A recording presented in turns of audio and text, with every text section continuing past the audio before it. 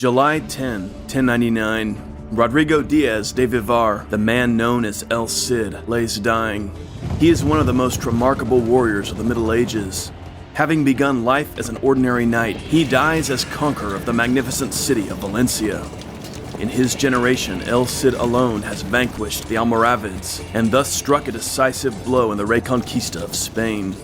5 days later, July 15, 1099, far away in the burning hills of Palestine, a small army of Crusaders storms Jerusalem. These men have traveled across continents to the very heart of their faith, Christ's Holy Sepulcher. Now they are defeating the Seljuk Turks, the Fatimids of Egypt, and many other great powers of the East. This is the culmination of the First Crusade, and like El Cid, it defines the Latin West's remarkable era of growth, adventure, and expansion in the 11th century. El Cid, a knight of unusual talent, banished by his king, plied his sword as a mercenary, but ultimately through his own valor achieves incredible conquests against the great powers of his day. The First Crusade, a small, motley assortment of warriors from across the Latin world, brought together by the battle cry of Pope Urban II. This band of warriors would traverse vast distances and win unlikely conquests in the very heart of the domain of Islam. The stories of El Cid and the First Crusade run almost parallel to one another, and when told together, they demonstrate the upheaval and adventure that characterized the late 11th century.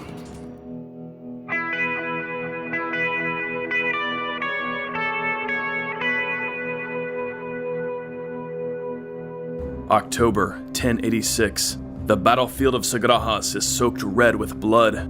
The Almoravid ruler, Yusuf ibn Tashfin, and his army of 7,500 have just defeated a Christian force of 2,500. This is a major defeat for Alfonso VI, King of Leon Castile. Once again, the Christian kingdoms of Spain are on the defensive. Yusuf, who already rules much of North Africa, now wields power throughout the Muslim portions of Spain, and he is poised to expand into the lands of the Christians. Desperate for help, Alfonso sends an appeal to a man he knows to be a great warrior, but a man also exiled by the king himself. Rodrigo Diaz, a knight of Castile, was banished from his homeland years before. Now he serves as a mercenary captain for the Moorish ruler of Zaragoza. When Rodrigo receives the king's messenger, he's overjoyed and rides at once to the royal court of Castile. He kneels before Alfonso, who pardons him.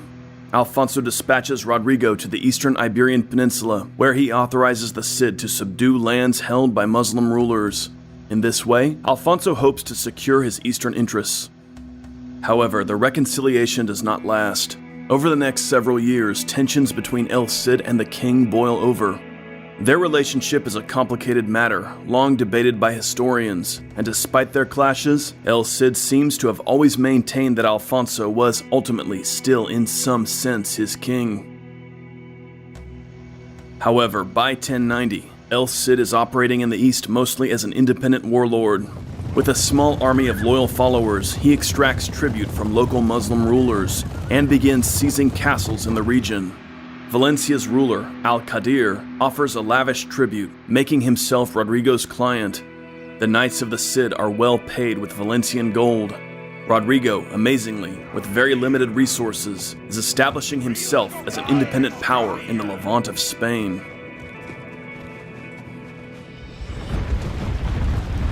However, Yusuf, one of the greatest generals of his generation, is on the move. He spends 1090 and 1091 mopping up the Muslim cities of Al-Andalus, taking Granada, Murcia, Cordoba, and Sevilla under his direct rule, imprisoning their Moorish emirs in African dungeons. From Yusuf's perspective, he is purifying the cities of Muslim Spain, which have grown corrupt under the soft, indolent rule of pleasure-loving Moorish princes. Yusuf is an austere and uncompromising warrior of the desert who loves the rigors of campaigning and scorns palace luxury.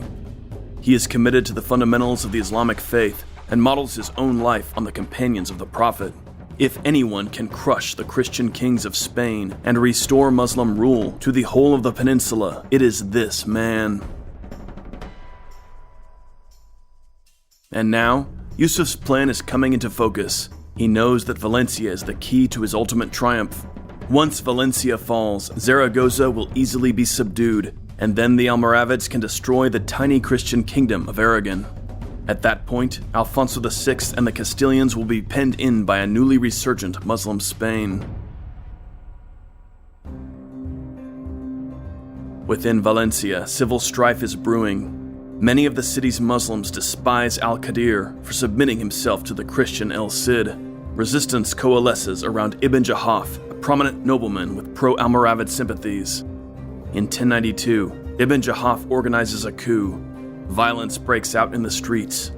Amid the chaos, al-Qadir tries to sneak out of the city. He disguises himself as a woman, wearing a jewel-studded girdle. Ibn Jahaf's men storm the palace. They discover al-Qadir hiding in the harem baths and cut off his head. Ibn Jahaf now controls Valencia. He dispatches a messenger to the Almoravids, asking Yusuf to send a garrison to hold the city against El Cid. Rodrigo Diaz is at Zaragoza when he receives news of al-Qadir's murder. Now, his very position in eastern Spain is at risk, and the Almoravids might easily overrun a vast and important portion of the peninsula. He understands the great moment that is upon him. The Christians of 11th century Spain revere old tales of King Roderick and the Visigoths, and their battles with the original Arab conquerors. A Muslim chronicler from Valencia records El Cid as making this comment: "A Rodrigo lost this peninsula, now another Rodrigo will save it." At once, El Cid departs Zaragoza. He besieges and captures the fortress of Saboya, 9 miles north of Valencia. He rallies his supporters, including Muslims who'd served al-Qadir. Dispatching a messenger to Valencia, the Cid expresses outrage at al-Qadir's murder and demands that the city be surrendered into his power. Ibn Jahaf refuses. Rodrigo answers with a solemn vow. He will make war on Valencia until he has made it his own. Our most important source for El Cid's life, the Historia Rodericki, most likely written by one of the Cid's own followers, records how Rodrigo pressured Valencia. In the month of July, at harvest time, Rodrigo encamped beside Valencia. He began to devastate the crops with his horses and to destroy the houses outside the walls. When the inhabitants of Valencia saw this, they sent envoys to him, beseeching him to be merciful. But he refused to grant them peace unless they expelled Ibn Jahaf and his party from Valencia. They were unwilling to do this and shut themselves up together in the city. Rodrigo's siege of Valencia begins in July 1093. His army is too small to surround the city. He has no navy, so he can't effect a blockade from the sea. His strategy is to pressure Valencia through systematic ravaging of the territory from his fortresses of Saboya in the north and Berecadel in the south. By winter, Valencia is in a desperate state. No relief has arrived from the Almoravids, and the citizens are starving. In 1094, they hold out a few more months, but at last, in May, Ibn Jahaf agrees to surrender. El Cid enters Valencia. Rodrigo, with a small army and very limited means, has subdued one of the great cities of Muslim Spain. For El Cid, this was a moment of profound achievement. With his wife Jimena and his 2 daughters Cristina and Maria, he climbs the highest tower and gazes out over the shining city, offering thanks to God for his bounty. Meanwhile, in Morocco, Yusuf ibn Tashfin hears of this outrage. He organizes a large army led by his trusted nephew, Muhammad. Yusuf instructs Muhammad that he is to capture Rodrigo alive and bring him back to Morocco in chains. At Valencia, El Cid gets news of the Almoravid advance. Ibn al-Qama, a Muslim chronicler native to Valencia, was in the city during this tense period and describes the anxiety of the Muslim citizenry. Rumors circulate that El Cid will massacre Valencia's Moors before the Almoravids arrive. Instead, the Cid orders that all iron weapons and tools be confiscated. He also expels Moorish men of military age.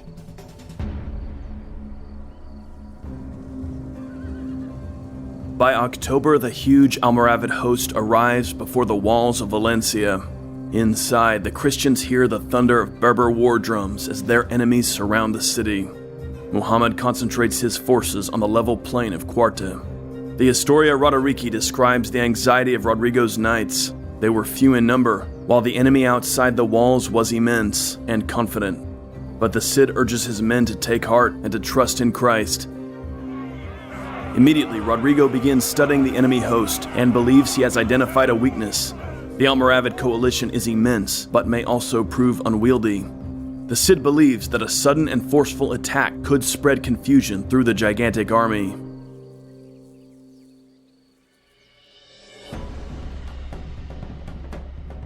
After a week, El Cid makes his move.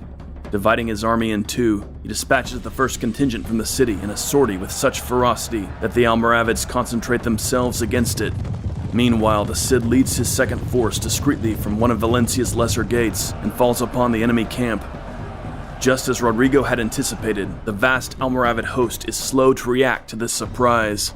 The Cid himself rides at the head of his cavalry, tearing through the enemy ranks. Rodrigo and his knights spread confusion and terror until the entire Almoravid army breaks in a total rout. Rodrigo's victory is complete. He captures the Almoravid camp and distributes the vast booty among his men. The Battle of Quarta is the first decisive victory gained by a Christian Iberian army against the Almoravids. News of the Cid's triumph spreads far and wide. After the King of Castile himself was defeated by Yusuf ibn Tashfin, Christians throughout the Iberian Peninsula rejoiced to see the Almoravids proven vulnerable and Valencia successfully held.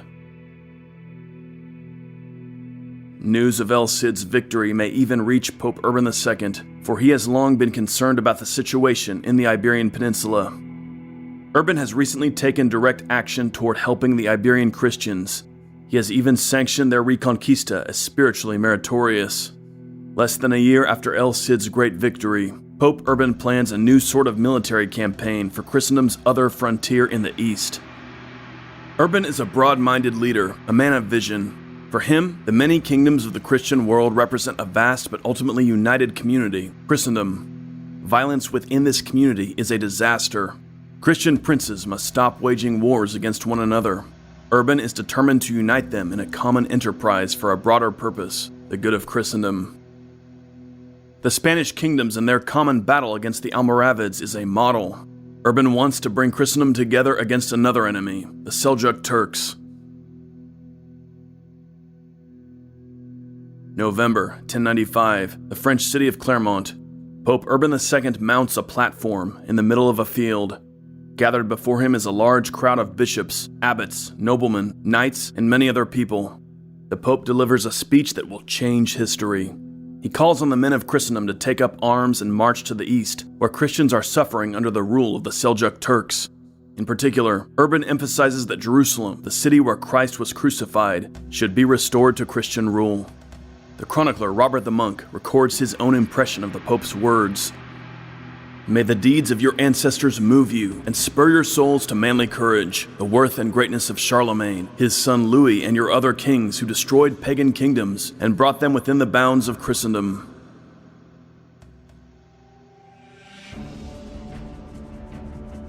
The response to Urban's appeal is tremendous. Within hours of his speech, every scrap of red cloth in Clermont has been used to sew a cross upon the cloaks of men volunteering for the crusade. Throughout the Latin West, knights gather for the Pope's expedition. The following day, Bishop Adhemar of Le Puy, the Pope's designated legate, announces that he is taking the cross, that is, joining the crusade. Alongside the bishop, one of Europe's wealthiest rulers also proclaims his participation. Raymond IV, the grizzled, one-eyed Count of Toulouse. Raymond rules vast lands in southern France, and is indeed wealthier than the King of France himself at this time. He is also a man well acquainted with Spain. His wife, the beautiful young Countess Elvira, is the daughter of King Alfonso VI of Leon Castile, and Raymond appears to have been in his father-in-law's kingdom during the height of the Almoravid Wars. It's possible that Raymond lost his eye fighting in these very campaigns. Raymond is an old man, and also deeply pious. He has decided that he will end his days fighting for God in the Holy Land. And so begins one of the landmark adventures of the medieval era, the First Crusade. By 1096, various Western contingents are departing for the First Crusade. One man to raise an army and set off for the east is Godfrey of Bouillon, the Duke of Lower Lorraine. His father had been one of the chief companions of William the Conqueror, and his family is important in the Holy Roman Empire. Godfrey is influenced by the reform ideals that have come to dominate the papacy. Among those ideals is the notion of the crusade, and this has deeply impacted Godfrey, who is a pious man. Tall, with long blonde hair and a blonde beard, Godfrey is the image of the ideal knight, though he shuns the ostentatious dress popular among his peers. He is a man of austere tastes and avoids pomp and luxury.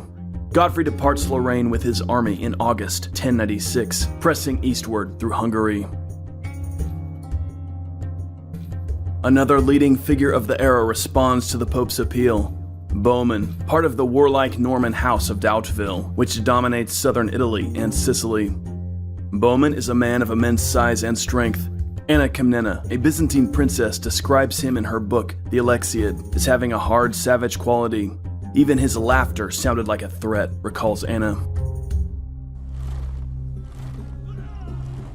In the summer of 1096, Bohemund is with his uncle, Count Roger of Sicily, besieging a rebel force at Amalfi in southern Italy. Crusaders on their way to the Holy Land pass through, and Bohemund recognizes the importance of the Pope's new expedition. Bohemund's ambitions are as great as his size and his strength, and he sees an opportunity to win lands for himself in the east. In a dramatic gesture, the huge Norman dons a red cross before his men at Amalfi, proclaiming his intention to set off for the east. A modest but capable band of Norman warriors joins him, including his nephew, 21-year-old Tancred, an ambitious and talented young warrior who has always felt that he would win fame and fortune by following his uncle. By October, Bohemund sails with his small army from the port of Bari. He is a man of around 40 years, having already earned a reputation as a great commander. As a young man, he led his father's forces during an attack on the Byzantine Empire. Later, Guiscard disinherited his eldest son, but Bohemund carved out a principality for himself through sheer military genius, capturing considerable lands from his brother. Now, Bohemund is setting off for the adventure to crown his career. The Crusade is a chance for Bohemund to both serve God and win glory. For Bohemund, though a fierce fighter, is sincere in his religious beliefs. 11th century warriors, whether Christian or Muslim, see victory in battle as a sign of God's favor. As Bohemund gazes eastward from the deck of his galley, it may be an empire of his own that he glimpses before him on the horizon. With his brave nephew Tancred beside him, as well as a whole gang of tough Norman veterans, Bohemund's ambitions are well placed.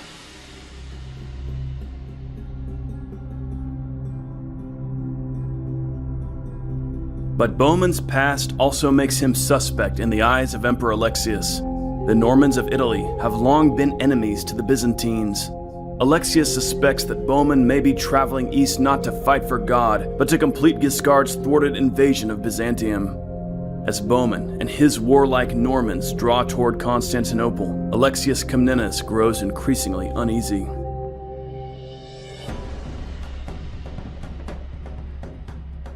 Meanwhile, Spain is one of the few regions in Latin Christendom not producing substantial recruits for the First Crusade. This is not for lack of enthusiasm, but because of the Pope's own commands. Pope Urban has asked that Iberian Christians remain at home to hold the frontier against the Almoravids. In 1096, Rodrigo Diaz, El Cid, is doing just this. Since his victory at Quarta, he has been working to secure his defenses, but the odds are stacked against him. El Cid's lordship of Valencia is an island amid Muslim territory. The question is not if the Almoravids will attack again, but when. To bolster his position, Rodrigo pursues an alliance with the neighboring Christian kingdom of Aragon. By November, Aragon's new king, Pedro I, conquers Huesca and is positioned to collaborate with El Cid. While touring his southern frontier, Pedro stops at Valencia. He and Rodrigo decide to march south to reinforce the Cid's stronghold of Benecadel between Játiva and Denia. Guarding the southern approach to Valencia, Benecadel is of vital defensive importance. As King Pedro and Rodrigo pass near Játiva, they are surprised to find themselves in the vicinity of a considerable Almoravid army, led by Muhammad, nephew to the Almoravid ruler, Yusuf ibn Tashfin. This is a tense moment for the two Christian commanders. The force they have with them is modest, and they are not prepared for a major engagement. They decide to try and complete their mission while avoiding the Almoravid host. After stopping to stock Benekadel with troops and provisions, the Cid and the king veer toward the coast, intent on marching north on the easier Mediterranean route. However, Muhammad's scouts spot the small Christian force. After his defeat several years earlier, the Almoravid general is eager for a rematch, and now he appears to have the Cid right where he wants him. Muhammad quickens his pace and sends word to his fleet, which is operating off the coast from ports farther south. When El Cid and King Pedro reach Bahrain, they run right into Muhammad's land army. The Almoravid host is drawn up in good order on the high ground extending close to the sea. Meanwhile, Muhammad's navy is positioned along the coast. When the Christians lay camp, they are trapped between enemy land forces on one side and the Almoravid fleet on the other side. Throughout January, archers from the ships bombard the Christians with arrows, while Almoravid horsemen launch attacks from the slopes. At this point, Rodrigo and the king are going to have to fight their way out. Battle is unavoidable. Once again, the Christians are outnumbered. The Historia Rodericki says that the troops were much afraid. One morning, El Cid calls the men to battle, galloping throughout the camp on his stallion, urging the knights to take heart and prepare for a fight. The Historia Rodericki describes what happens next. At the middle of the day, the king and Rodrigo with all the Christian army fell upon them and engaged them in strength. At length, by God's clemency, they defeated them and turned them in flight. Some were killed by the sword, some fell in the river, and enormous numbers fled into the sea, where they were drowned. Once again, the Cid breaks a large Almoravid host with a fierce and well-timed attack. His knights coordinate well with the Aragonese, and the charge of the Christian cavalry wins the day. Present in the Aragonese contingent is King Pedro's younger brother, Prince Alfonso, who will one day be king himself and a great conqueror of the Almoravids. Perhaps Alfonso learns a trick or two, fighting alongside the legendary Rodrigo Diaz. The Muslim chronicler Ibn Bassam records, "Valencia was like a thorn in the side of Yusuf, which vexed his whole life. The thought of it never left him. It gave his hands and his tongue no peace. He sent troops and he sent money to recapture the city, but all with very little result." The Battle of Bahrain only confirms this reality. The mighty Yusuf ibn Tashfin seems powerless against the undefeated Rodrigo Diaz. Meanwhile, far away to the east, various contingents of the First Crusade are arriving at Constantinople. Duke Godfrey, Bohemund, and Count Raymond meet with Emperor Alexius. The Pope had believed that the Western forces would join a great army led by the Byzantine Emperor. But the Crusaders find that Alexius does not intend to march with them against the Seljuk Turks. Instead, the Emperor offers to provide guides and support troops, while he himself will remain at Constantinople. The Emperor also asks that the Latins swear an oath of loyalty to him. Bohemund does so gladly. He is better acquainted with the Byzantine world than the other Latins, and knows how to play politics at the splendid court of Constantinople. Bohemund even asks Alexius to grant him the title of Grand Domestic, Commander-in-Chief of the Byzantine army. Alexius, who doesn't trust Bohemund, politely refuses, though he hints that the giant Norman may well receive considerable honors if he proves himself against the Seljuk Turks. Count Raymond is more direct. He expresses serious disappointment that the Emperor will not be leading them. He refuses to take any oaths unless Alexius joins them on campaign. Alexius respects Raymond's honesty, and the two talk the matter over frankly. At last, Raymond swears a modified oath, agreeing to respect the Emperor's interests and possessions. With that, the forces of the First Crusade depart the imperial court and march east to engage the enemy. The first objective is Nicaea, the capital of the Seljuk Turks. Lying within striking distance of Constantinople, the city must be taken if the Crusaders are to advance across Asia Minor. After defeating a relieving force led by the Seljuk Sultan Kili Arslan, the Christians capture the city and restore it to Byzantine rule. Their first objective achieved, the Crusaders depart Nicaea on June 26, heading across the vast, arid territory of Anatolia. It is summer in Asia Minor. The heat is brutal and unrelenting. Worse still, Sultan Kili Arslan has ravaged the territory, burning crops and destroying water sources in hopes of halting the Crusaders' advance. To reduce supply problems, the Latin princes divide their armies, with the first body led by Bohemund and his fellow Norman, Robert Curthose of Normandy, and the second marching a day behind under Count Raymond and Duke Godfrey. During the march, Bohemund's spies inform him that Kili Arslan is approaching with his army, preparing an ambush. On the evening of June 30, as his forces move toward the ruined Byzantine town of Dorylaeum, Bohemund orders his infantry to pitch a defensive camp at a stream and organizes his cavalry for battle.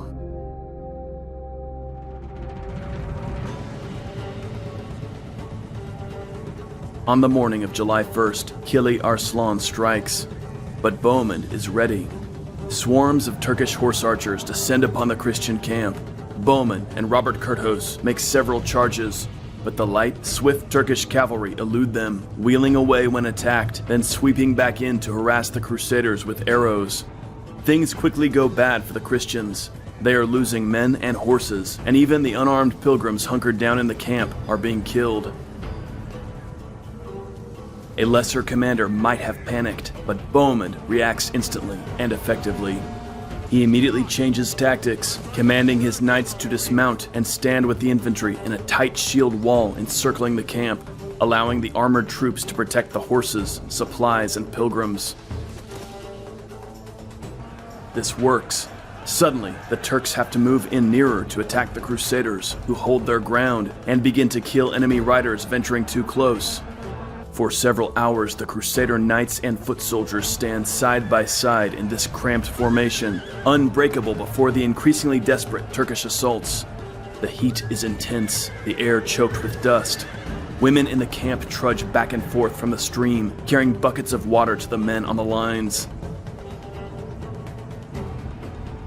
Finally, this deadlock is broken with the arrival of the Second Crusader army. Caught unaware, Kili Arslan has no time to react. Godfrey and Raymond lead their knights in a charge that scatters the Seljuk Turks. Kili Arslan's army retreats. The Crusaders have won a great victory, though narrowly. The Battle of Dorylaeum demonstrates Bohemund's capabilities as a general. For one, he had known that the Turkish attack was coming and chose a well-watered site for camp.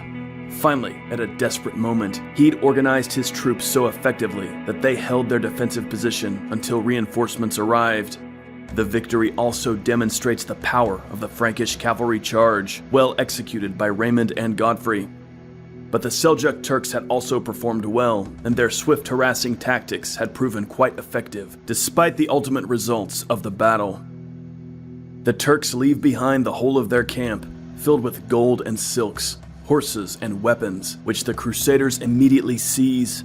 Kili Arslan abandons his city of Iconium and retreats deep into the interior of Anatolia, hoping now to avoid the Christians as they move across Asia Minor.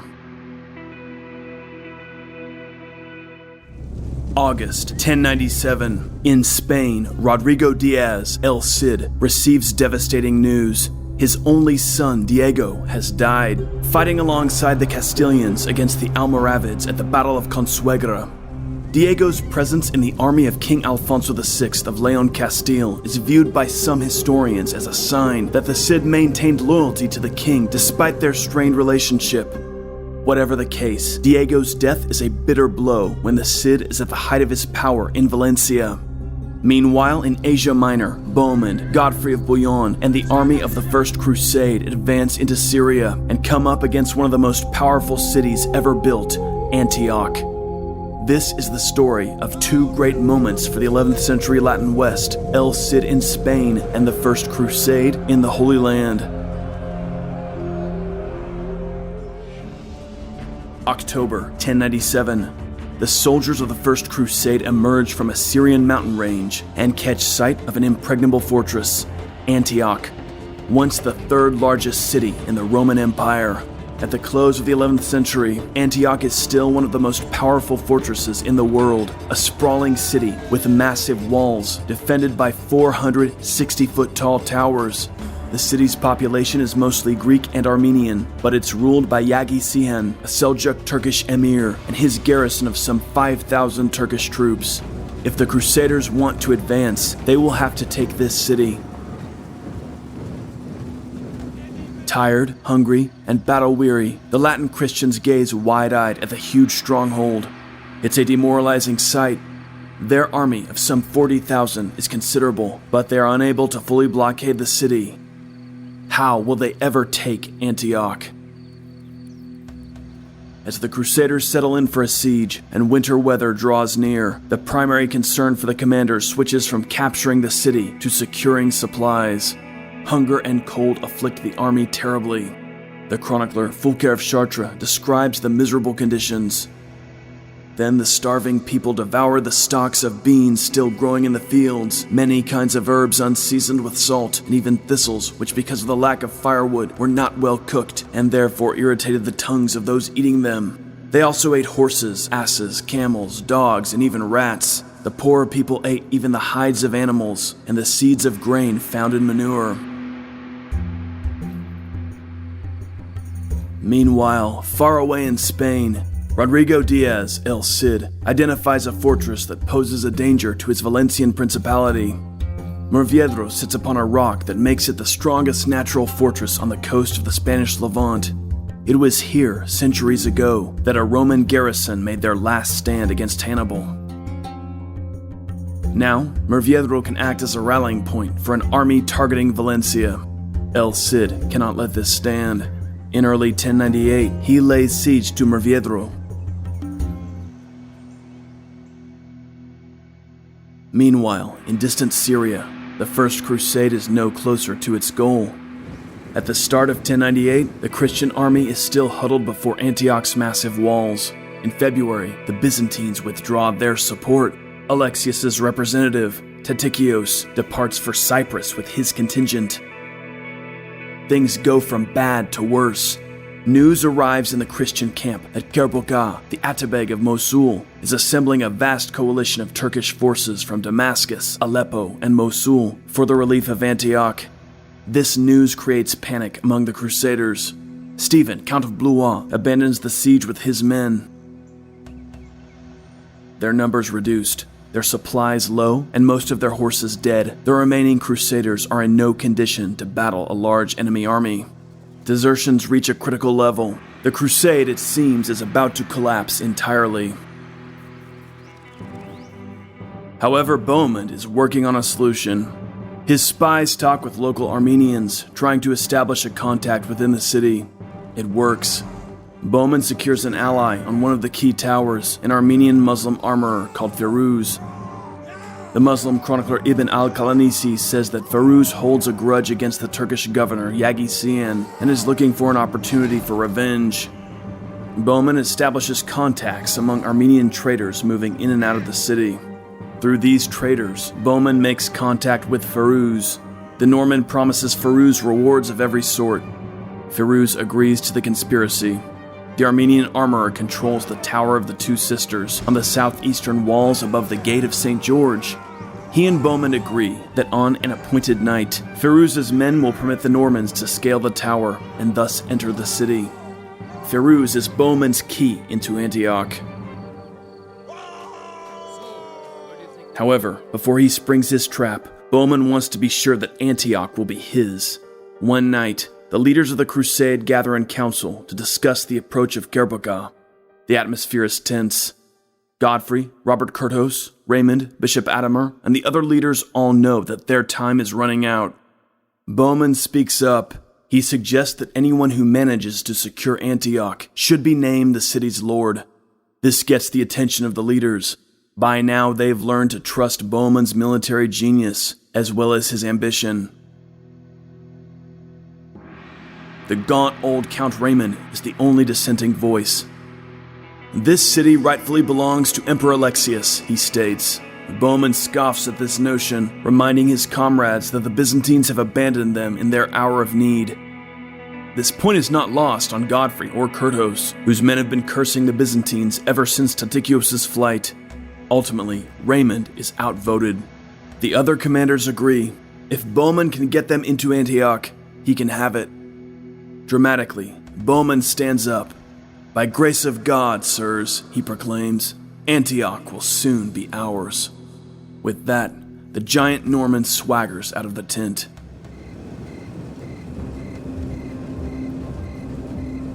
On the night of June 2nd, the Crusaders put Bohemund's plan into motion.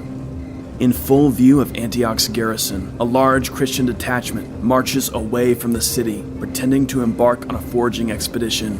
This eases the nerves of the Turks, lulling them into the comfortable thought that they won't get much trouble from the besiegers for a while. But the Crusaders move back toward the city under cover of darkness, then position themselves in hiding to await Bohemund's signal. Meanwhile, Bohemund and a party of Normans gather below Firuz's tower. Firuz is watching from the wall, anxiously looking for a glimpse of Bohemund. He catches sight of the Normans and waves down to them. The critical moment approaches. There in the darkness, at the foot of the Tower of the Two Sisters, Bohemund's men raise up a single oxen hide ladder. Silently, the Normans climb up the wall. When Firuz sees this small number of men climbing onto his tower, he's nervous. "Where is the great man Bohemund?" he asks. But soon, Bohemund himself mounts the wall and joins his men. The Normans stalk through the city, kill the patrolling watchmen, and throw open one of the main gates. Bohemund sounds his war bugles, signaling for Godfrey and Robert to attack with their men. The Normans begin shouting, rushing through the city. Soon the entire Crusader army is pouring through the streets of Antioch. The sleepy Turkish garrison is taken by surprise. The city is thrown into confusion. Crusaders seem to be everywhere, cutting down the defenders at every turn. The city's Christian population, realizing what is happening, rush out to throw open other gates and join in the slaughter. Antioch is thoroughly sacked. In the confusion, Yaghi tries to flee, but he's spotted by a band of Armenians.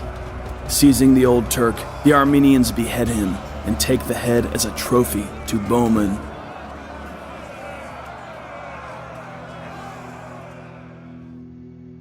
By morning, scarcely a Turk is left alive in the city.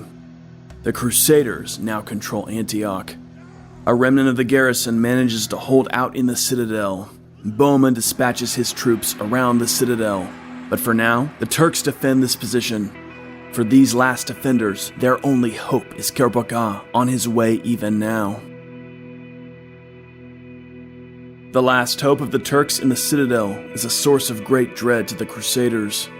They've seized Antioch, but now they themselves will soon be besieged.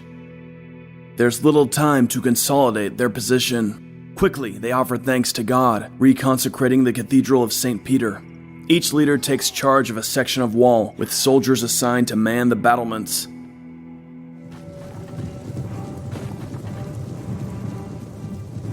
Days later, Kerbogha's enormous coalition appears before Antioch. Watching from the walls, the Crusaders are sick with dread, though hunger is making them sick as well. Kerbogha secures the citadel with his own troops. This gives him a great advantage and allows his host of some 40,000 men to blockade the city. By now, the Crusaders have only about 20,000 men. Antioch's supplies are dangerously depleted. Rather than a prize, it looks like the city will be a tomb for the Christians. At this grim moment for the First Crusade, a pilgrim called Peter Bartholomew goes before Bishop Adamer and Count Raymond. "St. Andrew the Apostle has come to me in a vision," says Peter, "and told me that the Holy Lance which pierced the side of our Lord Jesus Christ is buried beneath the Cathedral of St. Peter, here in the city of Antioch." The bishop is doubtful, though Count Raymond is immediately struck by the poor pilgrim's report. The count orders an excavation. Crusaders throng within the ancient church. Digging begins beneath the south chapel. Finally, after almost the whole day, Peter himself is in the deepest part of the hole. Suddenly, the pilgrim leaps out, holding up an old shard of iron. "This is the lance," shouts Peter. "This is the lance of Christ, and by this holy relic we shall be victorious." Today, many debate the authenticity of Peter's find, but in this moment, among the Crusaders trapped within Antioch, there is no doubt. This is a sign of God's presence. The Christians are overjoyed and swear to fight with the Holy Lance as their standard. Meanwhile, Bohemund, the Norman giant, is energized rather than shaken by the situation. He is made for such moments of peril. With fewer than 150 horses and a hungry and weakened army, Bohemund formulates his battle plan. That same month, June, El Cid is tightening the noose around Murviedro. He strikes a deal with the defenders, who agree they will surrender on June 24, the feast of the birth of St. John. Rodrigo says that the Moors must evacuate the castle before this date. Anyone remaining within the city will be subject to a horrible fate. Most of the defenders depart at once, and on June 24, Rodrigo enters Murviedro. He installs a garrison. El Cid has now done all that he can to secure his conquests by force of arms.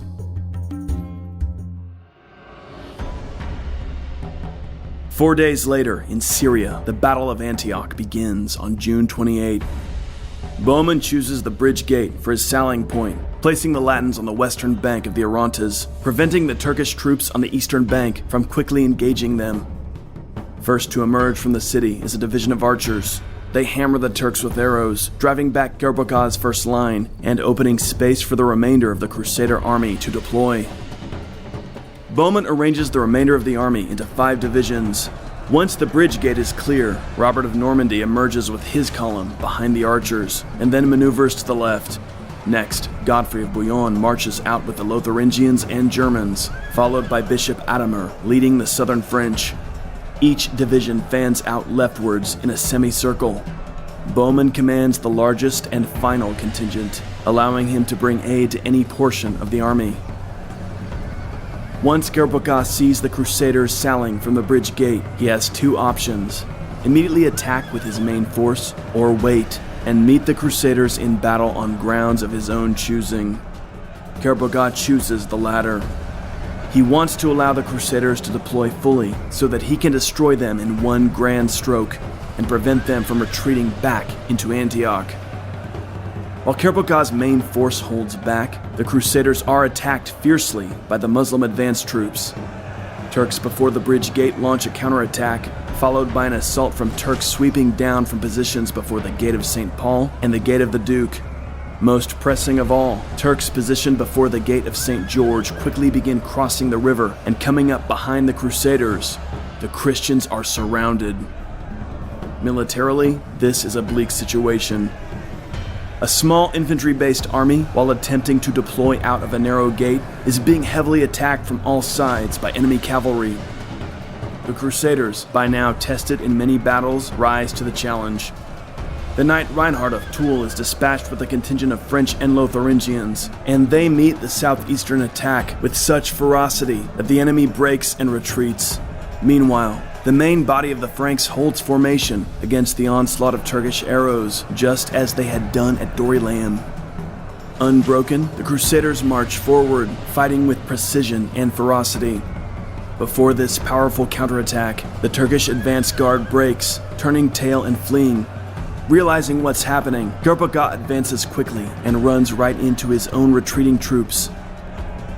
This causes more Turkish units to break off and retreat. Meanwhile, the Crusaders continue their advance, shattering the Turkish formations with brutal efficiency. Soon, the entire Turkish coalition is in full flight, with Gerbek himself barely escaping with his life. It's over. A band of weary, hungry Crusaders has utterly shattered an enormous, well-equipped enemy army. Within hours, the Turkish troops inside the citadel surrendered to Bohemund. Now, the whole of Antioch is securely in Christian hands. It is an astounding victory. July 1098. The Crusaders have just won a crucial victory over the Turkish Atabeg Gerbek. The Norman Bohemund acts quickly to establish his personal control over Antioch. The First Crusade's leaders decide to rest their army in the city until November rather than press on to Jerusalem during the hottest months. After the hardships of the siege, this is a wise decision. That summer, an epidemic of typhus strikes Antioch. Tragically, Bishop Attila is one of the casualties. This is a blow to the army, as the bishop had been a unifying figure, especially amid the bitter disagreements between Bohemond and Count Raymond of Toulouse. Mournfully, the Crusaders gather in the Cathedral of St. Peter to bury their bishop. Attila's death widens the gulf between the Crusades' two dominant leaders, Bohemond and Count Raymond. Bohemond is a loud, tough swashbuckler, a physically immense man who dominates the war council. The Norman is a brilliant tactician and inspires men with his own courage, but he's also unscrupulous and driven by personal ambition. Raymond, on the other hand, is great and aging, quiet and dignified. Despite his spare frame, he bears himself with a solemnity that commands respect. He's deeply committed to keeping his word, but he's also sullen and given to bitterness when disappointed. On November 5, the leaders gather in council in St. Peter's Cathedral. Godfrey of Bouillon is present, as well as Robert Curthose and other commanders. The gaunt old Count Raymond insists that Bohemond join the others for the march on Jerusalem. This irritates Bohemond, who wants to remain in Antioch to solidify his power base. Raymond insists that he never agreed to Bohemond's possession of Antioch, and that he never will unless the Norman helps in the conquest of Jerusalem. The chroniclers report that Godfrey and Robert support Bohemond, but Raymond remains firm. Bohemond brashly voices his disdain for Raymond's stubbornness. The council ends with nothing solved. For months, Raymond and Bohemond's feud stalls the crusade. This infuriates the common soldiers of the army. They call a council of their own, summoning Raymond to come before them. The aged count appears. The men explain to the count that they are committed to seizing Jerusalem, and they will tolerate no further delays. They ask Raymond to lead them, now. If he will not, then they will depart on their own, with the Holy Lance as their standard. This ultimatum moves Raymond. The Count is committed to thwarting Bohemond, but his own piety stirs him as well. He will not deny the pilgrims their request. At last, Raymond of Toulouse leads the Crusader host south toward Palestine. The first day, the gaunt old Count marches barefoot, a symbol of pilgrimage. Robert Curthose and Duke Godfrey join the Count, and young Tancred departs with a force of Normans. Bohemond defiantly remains behind to tend his new principality. At last, after months of delay, the Crusader army advances. By June, the Crusaders occupy the central coast of Palestine, seizing Jaffa and Ramla. Jerusalem is now 30 miles away. Their army contains some 1,200 knights and perhaps 11,000 infantry. They've reached the final stage in their march, which began far away in the west of Europe. They have covered distances comparable to the great expeditions of Alexander the Great. They dispatched Tancred ahead with a small party, and on June 6, the Norman is welcomed at Bethlehem by local Christians. Finally, on June 7, the Crusaders reach the summit of the highway from the coast to the Holy City. This point, long known to pilgrims as Mount Joy, marks the first moment that the Crusaders lay eyes on Jerusalem. For these battle-weary pilgrims, it's a moment of euphoria. Foot soldiers drop to their knees, knights dismount to kiss the ground. They have arrived. The Gesta Tancredi, written by the Norman chaplain Ralph of Caen, describes Tancred's first glimpse of the Holy City. Getting his first view of Jerusalem from a distance, Tancred greeted her. He placed his knees on the ground, fixed his eyes on the city, and his heart on heaven. At this moment, the powerful Fatimid Caliphate of Egypt rules Jerusalem. The Fatimid governor, Iftikhar, has a strong garrison and plenty of weapons, provisions, and water within the city. As an added precaution, Iftikhar expels Jerusalem's Christian population. Iftikhar has only to hold the city against the Crusaders until a relief army can arrive from Cairo. On the other hand, the Crusaders are reduced in numbers, low on supplies, and totally lacking in siege equipment. It's the height of summer, and Iftikhar's men have poisoned all the local wells. Local Christians, recently driven out of Jerusalem by the Fatimid governor, join the Crusaders in their camp and helped them locate a few of the remaining water sources in the region. The Christians expelled from Jerusalem proved to be valuable allies to the Crusaders. On June 17, the Crusaders receive crucial relief when an English fleet arrives at Jaffa loaded with food and timber. At once, the Christian troops begin assembling ladders and siege towers.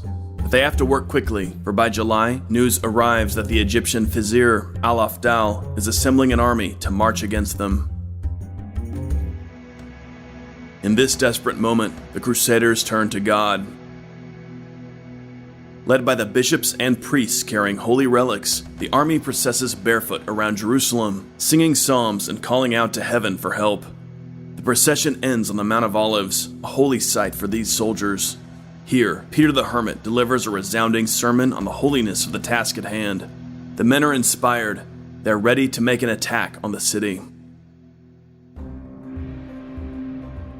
The Crusaders labor tirelessly to complete their siege towers. Animal hides soaked in vinegar are nailed onto the huge wooden frames to protect the structures from fire.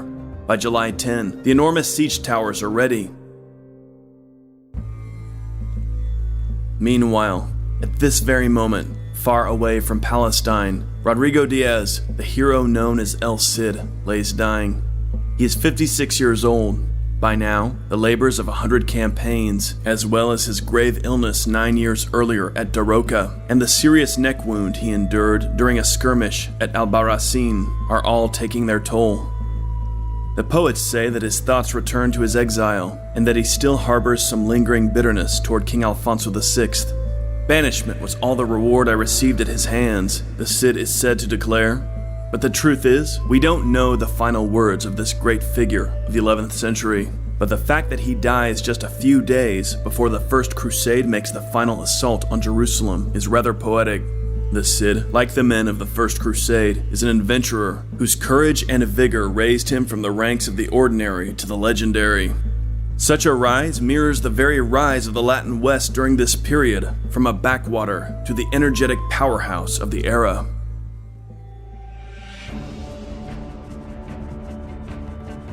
Thus, on July 10, the very day that El Cid breathes his last, the leaders of the First Crusade plan to attack Jerusalem from two different directions. Raymond of Toulouse leads an attack from the south on the Zion Gate, while Godfrey of Bouillon's forces are concentrated to the north against the quadrangular tower. The main assault begins on July 13. Iftikhar is most concerned about Count Raymond's contingent and focuses his defense on the south. Raymond's men battle intensely, and by July 14, they succeed in bringing their tower up to the wall. The Fatimids fight fiercely to prevent the Crusaders from entering the city. By nightfall, Iftikhar's efforts pay off, and Raymond's contingent is driven back. Meanwhile, Iftikhar has fewer men defending the northern sector. At dawn, on July 15, Godfrey launches an attack from his siege tower. Godfrey himself commands from the top of his tower, and alongside his men he battles hand-to-hand with the Fatimids on the walls. As the Crusaders move their great tower forward, the Fatimids launch a huge tree trunk covered in burning pitch. The trunk lands on the tower and causes serious damage, but the Crusaders manage to put out the fire. By 9 o'clock, the tower is touching the wall, and the hand-to-hand fighting is close and desperate. But two brothers in Godfrey's army, Ludolf and Engelbert, manage to climb onto the wall from the badly damaged tower and enter into the city. Godfrey and his other men quickly follow. The Fatimid defenders panic and flee before the Crusaders. Godfrey's men throw open the gate of St. Stephen, allowing more of the army to pour into Jerusalem. At the southern end, Count Raymond's men are amazed when the Fatimids they are fighting suddenly begin to desert their posts. "The city is ours," shouts Raymond, and he and his men at once rush to join their comrades inside. This is the decisive moment. Against all odds, Jerusalem falls to the Crusaders. The chronicler Fulcher of Chartres describes the moment. Soon thereafter, the Franks gloriously entered the city at noon on the day known as Dies Veneris, the day in which Christ redeemed the whole world on the cross. Amid the sound of trumpets, and with everything in an uproar, they attacked boldly, shouting, "God help us!" At once they raised a banner on top of the wall. The pagans were completely terrified, for they all exchanged their former boldness for headlong flight through the narrow streets of the city. The more swiftly they fled, the more swiftly they were pursued. According to the standards of war of the era, adhered to by both Christians and Muslims, a city that resisted to the end could be sacked. The Crusaders sacked Jerusalem just as the Fatimids sacked Taormina and Tyre when they took them in the 10th century. However, it's a myth that the Crusaders slay the whole of the city's population. Many are killed in the initial fray, but as Thomas Madden points out, many are allowed to ransom their lives as well. The governor Iftikhar and his party take refuge in the Tower of David, where they are protected by Count Raymond. Raymond's men then escort Iftikhar with his followers and his family to Ascalon. Our earliest Muslim record of Jerusalem's fall to the Crusaders comes from Ibn al-Qalanisi, and his account is fairly laconic.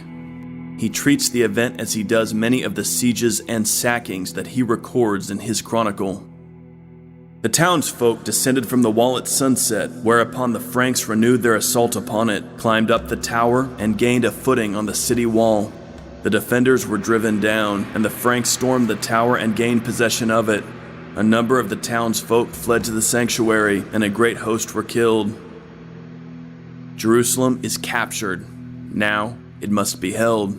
The Crusaders elect Godfrey of Bouillon as the first Latin ruler of Jerusalem, though he refuses to be called king, saying he will not wear a crown of gold where Christ wore a crown of thorns.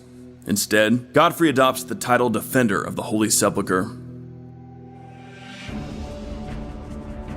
Meanwhile, a Fatimid army is even now approaching under the leadership of the Vizier al-Afdal. The Crusades' leaders gather together for a final battle. Moving swiftly down the coast, they intercept the Fatimid host near Ascalon. On August 11th, a great battle is waged. The charge of the Crusaders carries the day. Robert Curthose himself leads a charge that captures the Vizier's own standard. The Egyptian host breaks. The First Crusade wins a final victory. Meanwhile, in El Cid's Valencia, the Lady Jimena, Rodrigo's courageous wife, maintains her husband's order. Jimena has earned the love of her late husband's knights, and they rally around her in the holding of Valencia.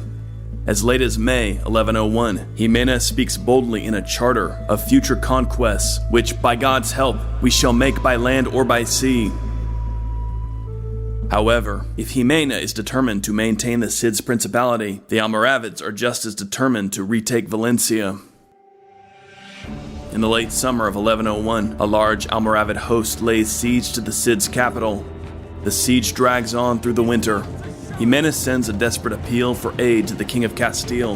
The following spring, Alfonso VI, who so often clashed with Rodrigo, responds to the Cid's lady. He advances on Valencia with his army, and the Almoravids retreat rather than meet him in the field. The king spends some time trying to decide what to do. After thoroughly reconnoitering the area, Alfonso decides that Valencia is not defensible.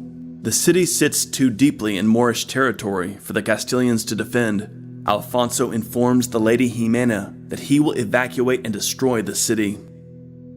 During April, the Christians gather up all they can. Jimena and the Cid's knights lovingly prepare Rodrigo's body for transport and then carry his remains with Alfonso's army back toward Castile. Alfonso's troops burn Valencia to the ground. Once the royal army arrives back in Castile, Jimena and her followers reinter El Cid in the earth of his home country. Rodrigo was born a Castilian, and now Castile will be his resting place. The Muslim chronicler Ibn Bassam despises El Cid, but he nevertheless writes of him like this: "This man, the scourge of his time, by his appetite for glory, by the prudent steadfastness of his character, and by his heroic bravery, was one of the miracles of Allah." The Historia Rodericki eulogizes him thus: "While he lived in this world, he always won a noble triumph over his enemies. Never was he defeated by any man." Now check out our video on Queen Isabel of Spain and her conquest of Granada in 1492. Click on the link on your screen. You'll also find our Queen Isabel video linked in the description below.